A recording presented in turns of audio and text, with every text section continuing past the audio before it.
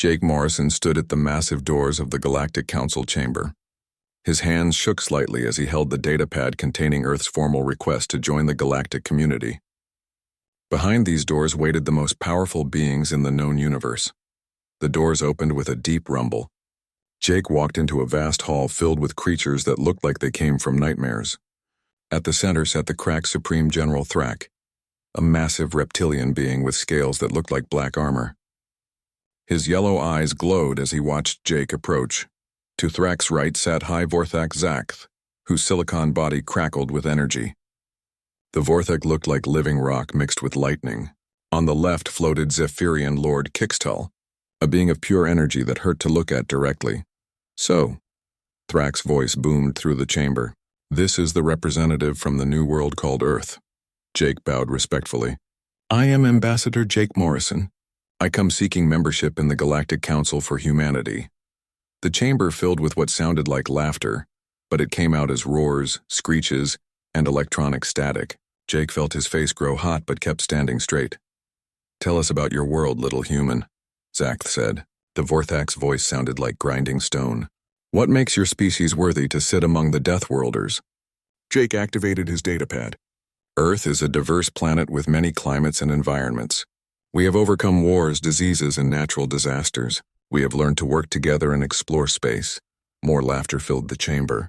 Thrak leaned forward, his massive claws scraping against his throne. Work together, how weak? Strong species conquer and dominate. They do not work together like pack animals. Your world scores only 3.2 on the Death World Index, announced Council Secretary Vecmore, a spider-like creature with too many eyes. That places you below even the Centauri gardeners. Jake felt confused. I don't understand. Earth has deadly storms, earthquakes, volcanoes, predators, diseases. Child's play, Thrak interrupted. My homeworld Kraxon has storms that melt metal. The gravity is 4 times what your weak bones could handle. The smallest predator there could eat 10 of you for breakfast. Zakth nodded. Vorthak Prime has acid rain that dissolves flesh in seconds. The air pressure would crush your fragile body like paper. We breathe poison that would kill you instantly. And the Zephyrian dimension, Kixtal added, exists in 7 realities at once. Matter itself constantly changes form. Your simple minds could not even perceive our homeworld. Jake tried again. But humans have survived ice ages, plagues that killed millions, and wars across the entire planet. We've adapted to live in deserts, frozen wastelands, and deep jungles. Adapted? Thrak stood up, his full height nearly 3 times Jake's. We do not adapt.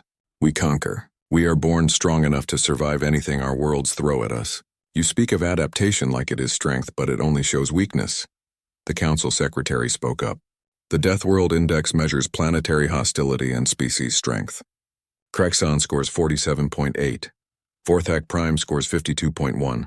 The Zephyrian Dimension scores 61.3. Earth scores 3.2.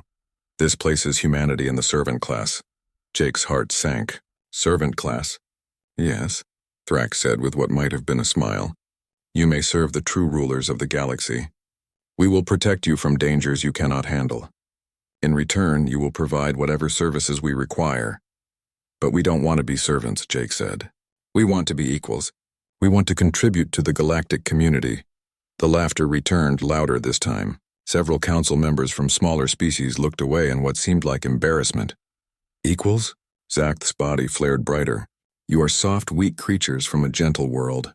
What could you possibly contribute? Jake thought of his colleague Lisa Grant, waiting on their ship with her research. We have scientists who study life and find new ways to solve problems. We have explorers who travel to dangerous places not to conquer them, but to understand them. Understanding is for the weak, Thrak declared. The strong take what they want. We have another way, Jake said, his voice growing stronger. We believe that different species working together can accomplish more than any one species alone. The chamber fell quiet. This was clearly a new idea to them. Kixtal's energy form shifted. You propose cooperation between species? That is unusual. It's how we survived on Earth, Jake explained. When faced with problems too big for any one group to solve, we learned to combine our different strengths. Thrak looked thoughtful for a moment, then laughed again. Very well, little human. We will give you a chance to prove this foolish theory. You will undergo the trials of worth. Jake's heart jumped. The trials? 3 challenges, Zach explained. Combat, survival, and intelligence. If you pass all 3, we will consider your request for membership. And if we fail, then humanity accepts servant status forever, Thrak said. No second chances.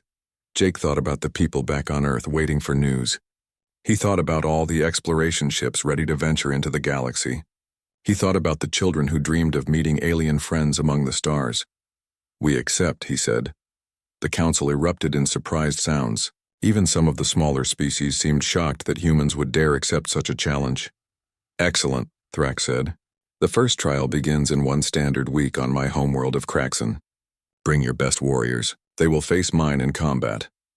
As Jake left the chamber, he activated his communicator. Commander Stone, this is Morrison. We need to talk. And get Lisa Grant. We're going to need all her research on alien species. Behind him, the council continued their discussions. Some members seemed amused by humanity's boldness. Others appeared concerned about something they couldn't quite name. Jake didn't know it yet, but he had just started something that would change the galaxy forever. The Deathworlders ruled through strength and fear. They had never faced an opponent who fought with cooperation and intelligence. The trials would test more than humanity's worth. They would test everything the galactic powers believed about strength, survival, and what it meant to be truly powerful in a universe full of dangers.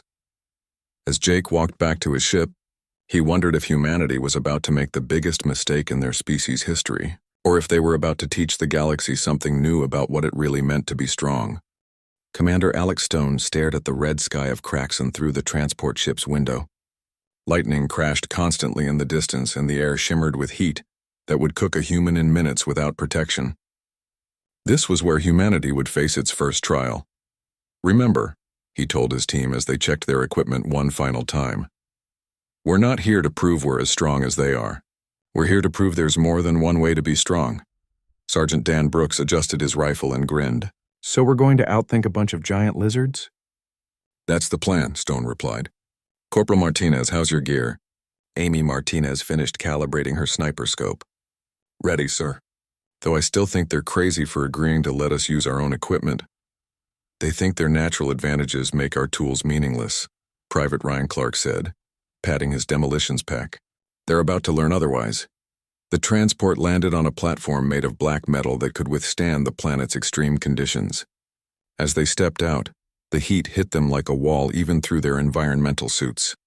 In the distance, they could see the training ground where the trials would take place. General Thrak waited for them, accompanied by 4 Krax warriors. Each one stood nearly 9 feet tall and was covered in scales that looked like natural armor. Their claws gleamed in the red light, and their yellow eyes tracked every movement the humans made. Welcome to Kraxon, little humans, Thrak rumbled. Meet your opponents. These are young warriors barely past their hatching day. They should provide adequate sport. Stone looked at the 4 Krax. Even the smallest one was twice his size and probably 10 times stronger. What are the rules?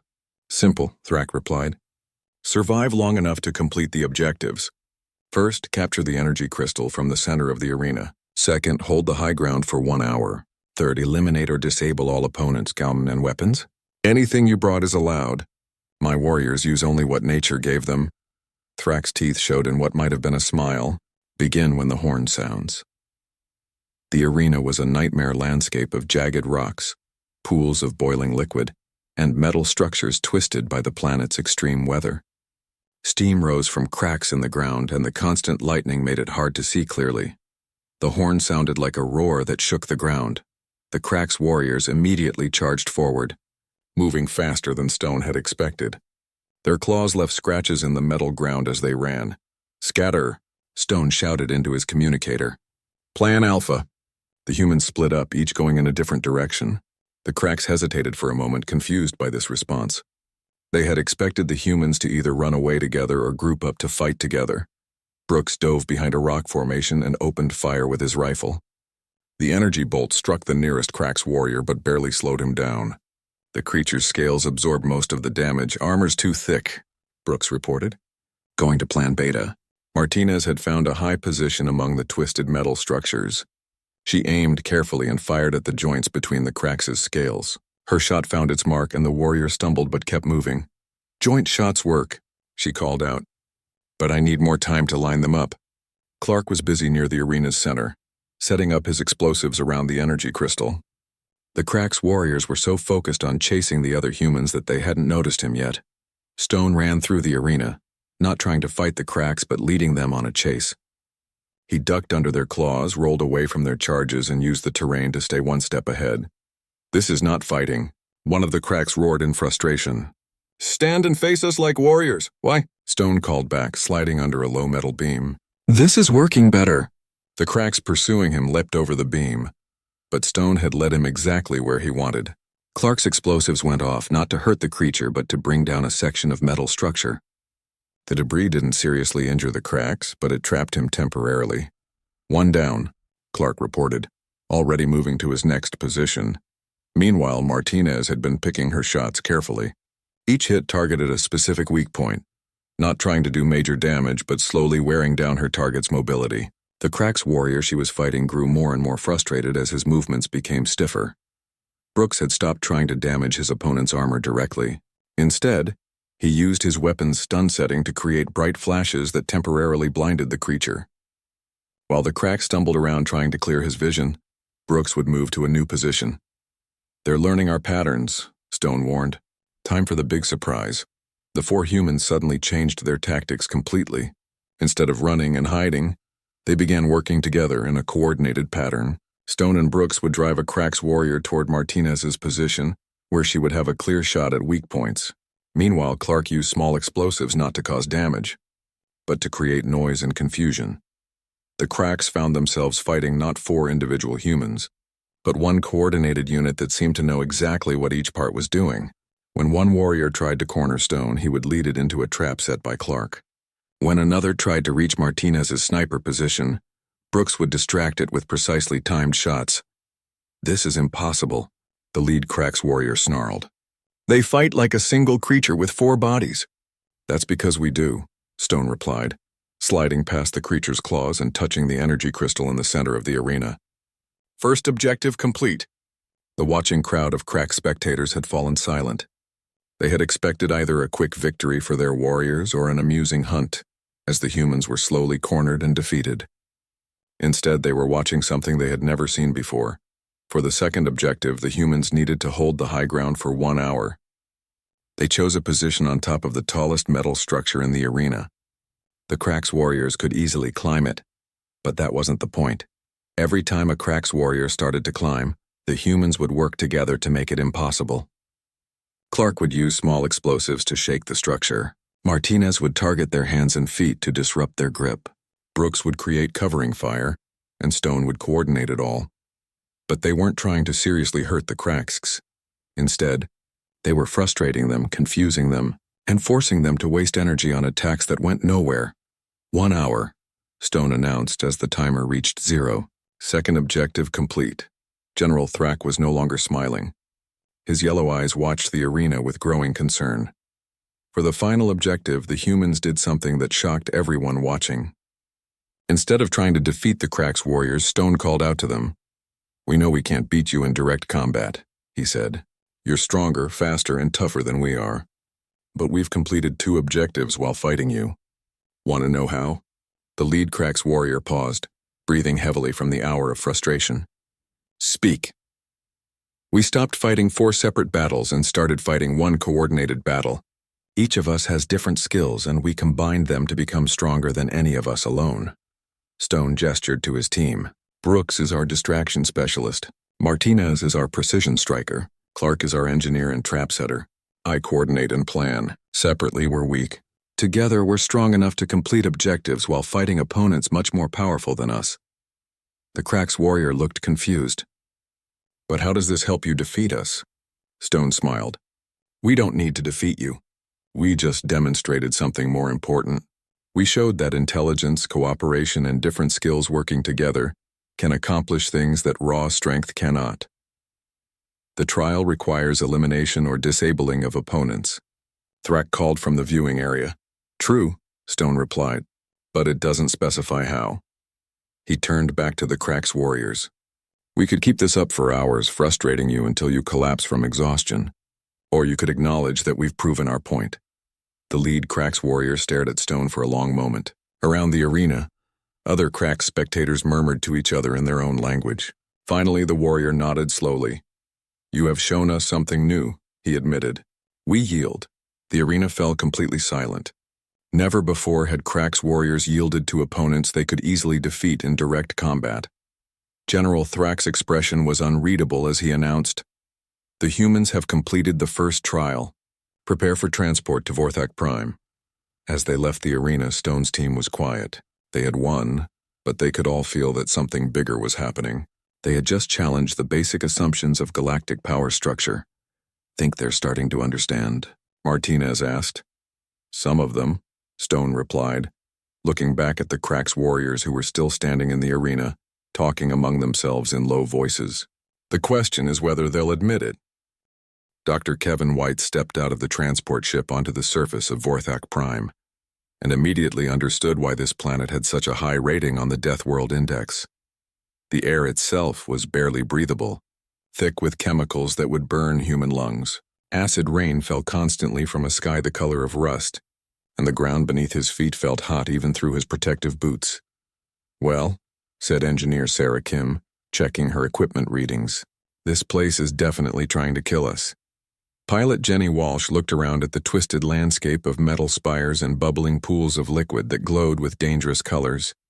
"The Vorthak actually evolved here? How is that possible?" "Same way humans evolved on Earth," Kevin replied, adjusting his environmental suit. "Life finds a way, even in impossible places." High Vorthak Zakth approached them, his silicon body crackling with electrical energy that seemed unaffected by the acid rain. "Welcome to Vorthak Prime, soft creatures. You have 72 hours to survive in our wastelands. Most species manage perhaps 6 hours before the environment claims them." Kevin studied the area around them. Unlike the arena on Craxon, this was a real survival challenge. No objectives to complete, no opponents to outmaneuver. Just survive in an environment designed to kill anything that didn't belong. "Are there any rules?" Sarah asked. "Simple," Zakth replied. "Survive for 72 hours using only what you brought with you. No rescue, no outside help. If you are still alive when time expires, you pass this trial." The Vorthak gestured toward the wasteland. "Other species have tried." The cracks lasted 18 hours before their scales began dissolving. The Zephyrians managed 36 hours before their energy forms became unstable. "We expect you will do considerably worse." As the transport ships departed, leaving the 3 humans alone on the hostile planet, Kevin gathered his team. "Okay, first priority is shelter. This acid rain will eat through our suits eventually." Sarah was already scanning the area with her instruments. "There's a cave system about half a mile north. Might provide some protection." "Wait," Jenny said, studying her navigation equipment. "Before we move, let's think about this differently. Every other species has tried to just endure this place. What if we try to understand it instead?" Kevin smiled. Jenny was thinking like a human. "You're right. Sarah, what are your readings telling you about the local chemistry?" Sarah pulled up her data. "The acid rain has a specific pH balance. The soil chemistry is actually quite complex, not just random poison. And those glowing pools, they're not just dangerous liquids. They're part of an ecosystem." "An ecosystem?" Jenny asked. "Everything here evolved together," Kevin explained, his scientific mind starting to see patterns. "The Vorthak didn't just survive this environment. They became part of it. If there's an ecosystem, there might be ways to work with it instead of against it." They made their way carefully to the cave system Sarah had detected. The caves provided shelter from the acid rain, but they discovered something more interesting inside. The walls were covered with a crystalline growth that seemed to neutralize acid on contact. "This is it," Sarah said excitedly. "This crystal formation absorbs and neutralizes the acid. The caves aren't just shelter, they're part of the planet's natural filtering system." Kevin examined the crystals closely. "If we can understand how these work, we might be able to create our own protection." While Kevin and Sarah studied the caves, Jenny explored the area around their shelter. She discovered that the deadly-looking pools of glowing liquid followed specific patterns across the landscape. "They're not random," she reported back. "These pools are connected underground. They form a circulation system that moves chemicals around the planet." Sarah looked up from her crystal samples. "Like arteries in a body. This whole planet is one big living system." Kevin nodded. "Which means instead of fighting it, we need to find our place in it." Over the next 24 hours, the humans did something unprecedented. Instead of just trying to survive the hostile environment, they began to understand and work with it. Sarah discovered that the crystals could be carefully harvested and used to create acid-resistant coatings for their equipment. Instead of their suits slowly dissolving, they became more protected over time. Kevin found that certain combinations of the local minerals could be processed into materials they needed. The planet wasn't just trying to kill them. It was full of resources for anyone smart enough to use them correctly. Jenny mapped the flow patterns of the chemical pools and found that they could predict weather changes, safe travel routes, and even locate sources of materials they needed. By the second day, something remarkable had happened. The humans weren't just surviving on Vorthak Prime. They were thriving. "Look at this," Sarah said, showing Kevin her latest creation. She had built a small processing unit that could turn the acid rain into clean water. "We've got unlimited fresh water now." Kevin had found edible nutrients in some of the mineral formations. And food. It's not tasty, but it's nutritious and safe. Jenny had constructed a communication array using local crystals that actually worked better in the planet's electromagnetic environment than their original equipment. "I can track weather patterns days in advance now." When High Vorthak Zakth arrived to check on their progress at the 48-hour mark, he found something that shocked him. The humans had built a small but comfortable outpost. "This is impossible," Zakth said, his electrical field flickering with what might have been confusion. "You should be dying. The environment should have broken down your equipment and poisoned your systems." "It tried to," Kevin replied calmly. "But we learned to work with it instead of against it." Sarah showed the Vorthak her acid processing unit. "Your planet isn't just hostile. It's complex. Once we understood the patterns, we could find ways to fit into them." "Fit into them?" Zakth's body flared brighter.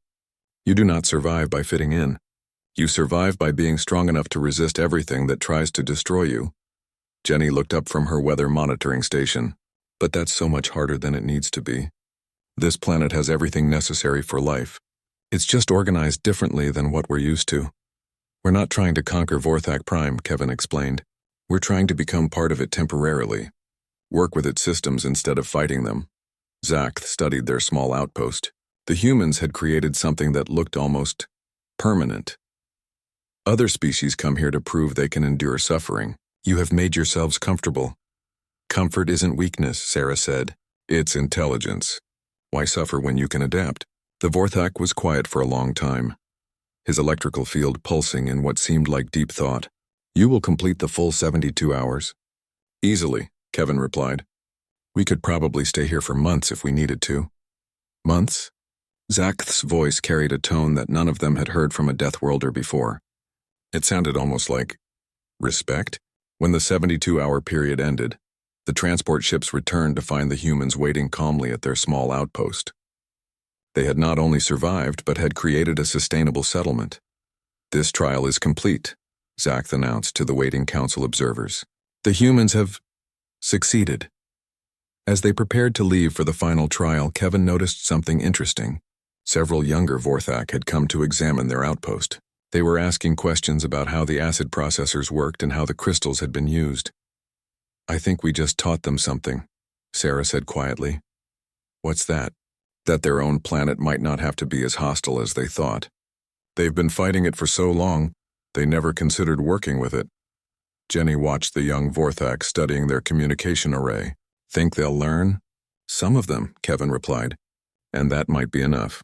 As their transport lifted off, heading for the final trial in the Zephyrian dimension, the humans looked back at their small outpost on Vorthak Prime. Behind them, they left something more important than just a survival shelter. They had left an idea. The idea that strength might not come from resisting a hostile environment, but from understanding it well enough to find your place within it. High Vorthak Zakth watched the transport disappear into the rust-colored sky. Around him, his younger subordinates continued examining the human settlement, learning techniques that could make life on their homeworld not just bearable, but actually pleasant. For the first time in his long existence, Zakth began to wonder if the Vorthak might have been thinking about survival in entirely the wrong way. Dr. Paul Anderson felt his consciousness stretch across impossible dimensions as he entered the Zephyrian mindscape. Reality shifted around him like water, Colors existed that had no names, and his thoughts seemed to echo in directions that didn't have physical meaning. Everyone still connected? He called out through the mental link that somehow worked in this strange realm. Here, replied Captain Maria Rodriguez, her military training helping her maintain focus despite the bizarre environment, though I'm not entirely sure what here means anymore. Systems are adapting, reported technician Bill Harper. My equipment is interfacing with the mindscape in ways I didn't think were possible. They stood on what might have been a platform made of crystallized thought, floating in a space where geometry obeyed rules that shifted from moment to moment. In the distance, they could see structures that looked like mathematical equations given physical form. Zephyrian Lord Kixtal materialized before them, his energy form stabilizing into something their minds could process without going insane. Welcome to our realm, physical beings. This is the test of intelligence, where minds are pushed beyond their natural limits. Paul looked around at the impossible landscape. What exactly do we need to do? Navigate the maze of logic while under constant mental assault, Kixtal explained. Solve 7-dimensional puzzles while resisting psychic interference. Reach the center of the mindscape within the time limit. And the mental assault? Maria asked, her tactical mind already trying to understand the challenge. Your thoughts will be invaded, your concentration disrupted, your memories confused. Most species attempt this trial with individual mental strength or natural psychic defenses. You have neither. Bill checked his equipment readings. The devices were showing impossible data, but somehow it all made sense within the context of this realm. How do other species usually approach this? The cracks rely on mental discipline and brute force of will, Kixtal replied. They push through the interference with sheer determination. The Vorthak use their electrical nature to resist psychic intrusion. Each species depends on their individual mental power. Paul smiled, and something about his expression made the Zephyrian pause. What if we tried a different approach? Different how? What if instead of each of us trying to be strong enough individually, we shared the mental load between all three of us? Kixtal's energy form flickered with what might have been confusion.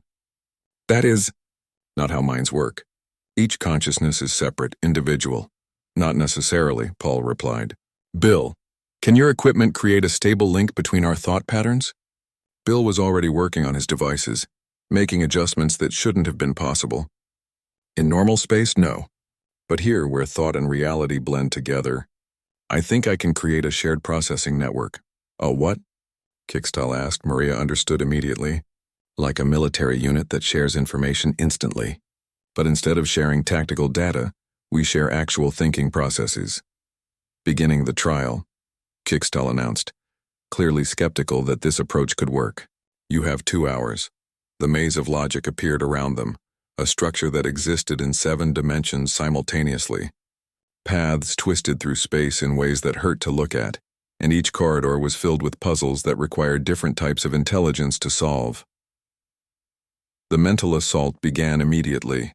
Psychic interference tried to cloud their thoughts, confuse their memories, and disrupt their concentration. For a moment, all 3 humans staggered under the attack.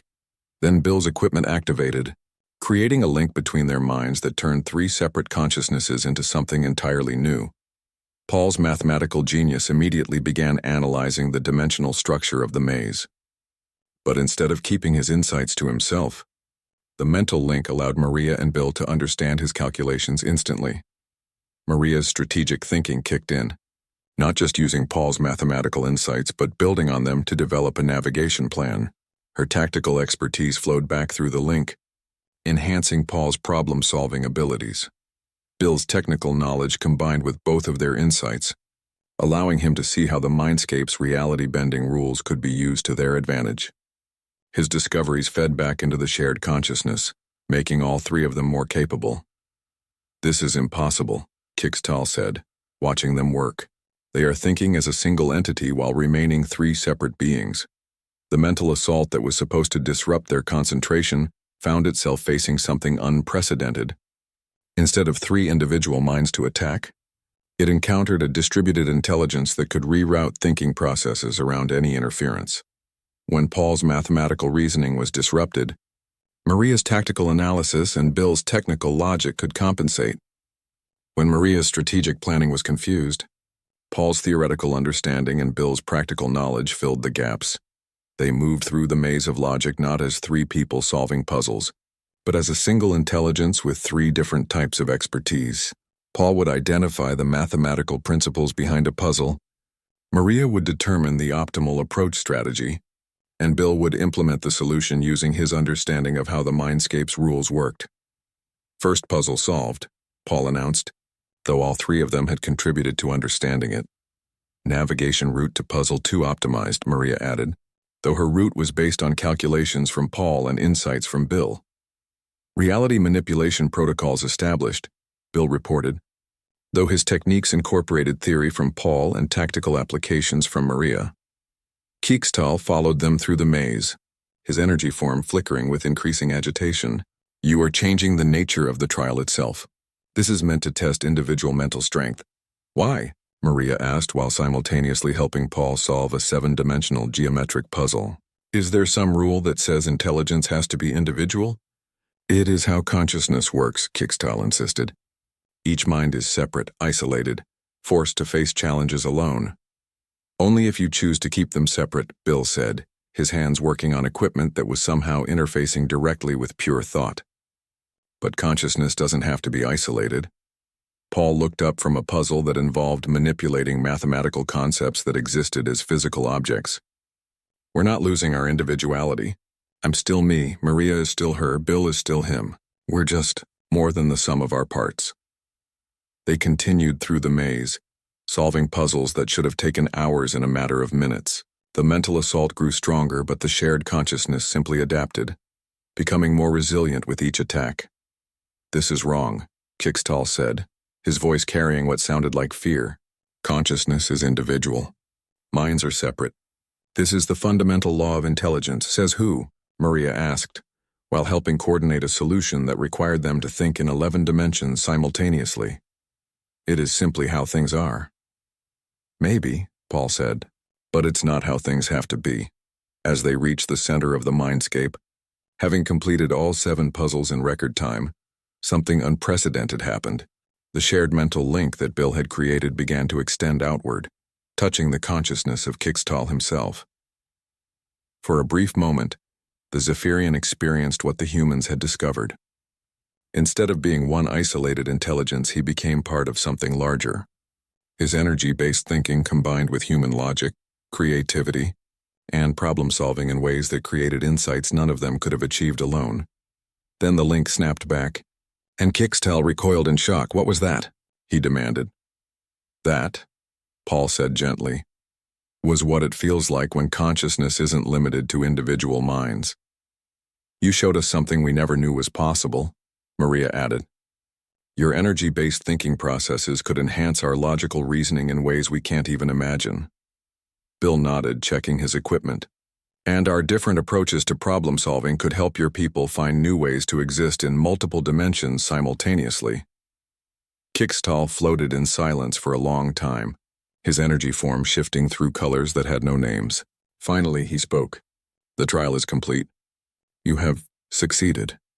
As they prepared to leave the mindscape, Keekstal asked quietly, this shared consciousness, could it work with non-human minds? We don't know, Paul admitted. But we'd be willing to try if you're interested in learning. I will consider this. As the humans returned to normal space, they carried with them something more valuable than just passing the trial. They had proven that intelligence didn't have to be a competition between separate minds. Instead, it could be a collaboration that made everyone involved smarter, more capable and more creative than they could ever be alone. Behind them, in the Zephyrian mindscape, Keekstal contemplated a possibility that challenged everything his people believed about the nature of consciousness itself. For the first time in eons, a Zephyrian began to wonder what it would be like to think not as a single entity, but as part of something greater. Admiral Rachel Thompson stood on the bridge of the UES Endeavour, watching the massive Deathworlder fleet approach Earth. Hundreds of warships from the cracks, Vorthok and Zephyrian empires moved through space like a dark cloud, intent on destroying humanity before their ideas could spread further. Ma'am, reported Captain Joe Davis from his fighter squadron, enemy fleet size is even larger than we estimated. We're outnumbered 50-1. Understood, Rachel replied calmly. Commander Lee, are our allies in position? Susan Lee checked her communications console. All Allied fleets report ready. The Arcanian Collective is holding position behind the moon. The Centauri Republic has their ships scattered through the asteroid belt. Tauri Commonwealth forces are standing by near Jupiter. Rachel nodded. These were the species that the Deathworlders had dismissed as weak and worthless. But humanity had spent months working with them, sharing ideas and learning about their unique capabilities. On the main screen, General Thrax's massive form appeared. His scaled face was twisted with rage. Humans, you have corrupted the natural order with your weak philosophies. Today we will cleanse the galaxy of your influence. General, Rachel replied, we don't want to fight you. We want to show you there's a better way. There is no better way. Thrax roared. The strong rule, the weak serve. This is the law of nature itself. Behind Thrax, High Vorthak Zakth's electrical form crackled with energy. You have confused lesser species with your cooperation nonsense. We will return them to their proper place. Zephyrian Lord Kickstal's energy form was harder to read, but Rachel noticed he seemed less certain than the others.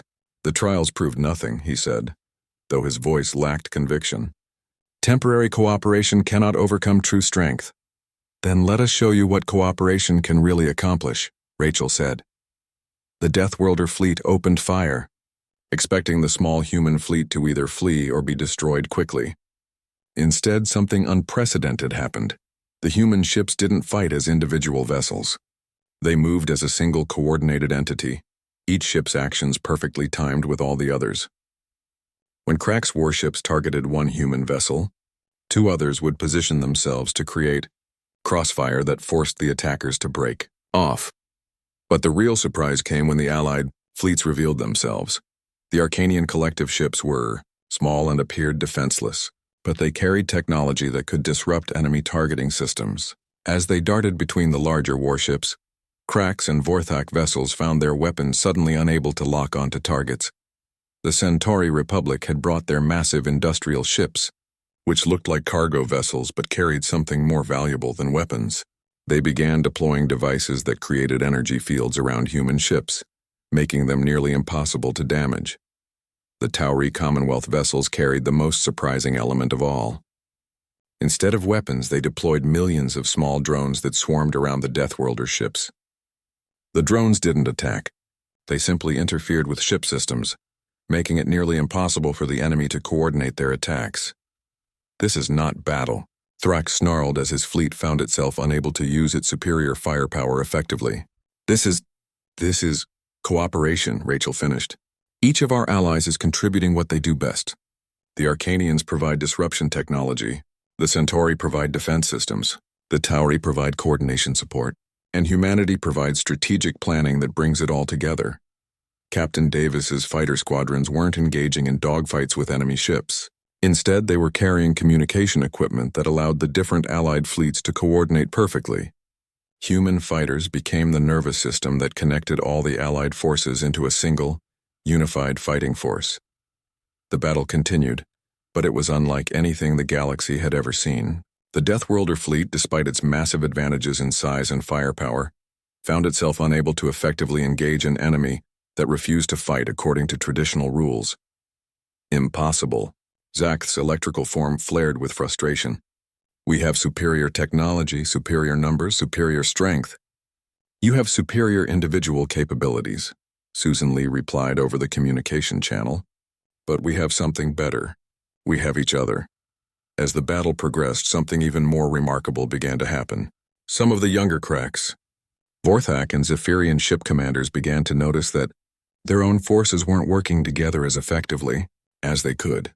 A young Cracks captain, named Gorik, found his ship isolated and under attack by multiple Allied vessels. Instead of fighting to the death as tradition demanded, he tried something different. He called for help from nearby Vorthak ships. The Vorthak vessels, commanded by Sub-Commander Vextal, were struggling with the Arcanian disruption technology. When Gorik offered to provide cover fire if they could use their electrical abilities to clear the interference, something unprecedented happened. Traditional enemies began working together. Zephyrian Fleet Commander Zixnal watched this development with growing interest. The shared consciousness experience in the mindscape had left him curious about cooperation.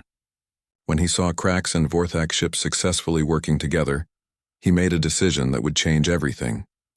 All Zephyrian vessels, he commanded, coordinate with Krax and Vorthak forces, share targeting data, and combine our dimensional manipulation with their physical capabilities. Sir? His subordinate asked in shock. We don't cooperate with other species. Today we do, Zixanol replied. The tide of battle began to shift, but not in the way anyone expected. Instead of one side winning, both sides began fighting more effectively as cooperation spread through the Deathworlder fleet. General Thrak watched in horror as his carefully organized fleet began abandoning centuries of tradition. Stop this. Fight as individuals. Prove your personal strength. But his younger commanders had seen something that made more sense. They had seen that working together made them all stronger. Rachel recognized the moment when everything changed. Instead of continuing the battle, she opened a communication channel to the entire fleet. This doesn't have to end with anyone being destroyed, she said. Look what we've all accomplished when we stopped fighting each other and started working together. Imagine what we could do if we applied this to exploration, to science, to building instead of destroying. The space around Earth fell silent as hundreds of ships from multiple species stopped firing and began to really see what had happened. Young Krax Captain Gorik spoke first. Admiral Thompson is right. In the past hour, my ship has accomplished more working with Vorthak and Zephyrian vessels than it did in years of individual combat. Sub-Commander Vextal's electrical form pulsed with agreement. Our combined capabilities exceed anything we achieved separately. Fleet Commander Zixnal's energy form brightened. We have experienced something new, something better. General Thrak's rage was being replaced by something else. Looking around at his fleet, he saw that his own warriors were learning, growing, becoming more than they had been before. This changes everything, he said quietly. It doesn't have to change everything overnight, Rachel replied, but it could be the beginning of something better for all of us. High Vorthak Zakth studied the readings from his ship's sensors. The combined fleet actions had achieved tactical results that individual vessels never could have managed.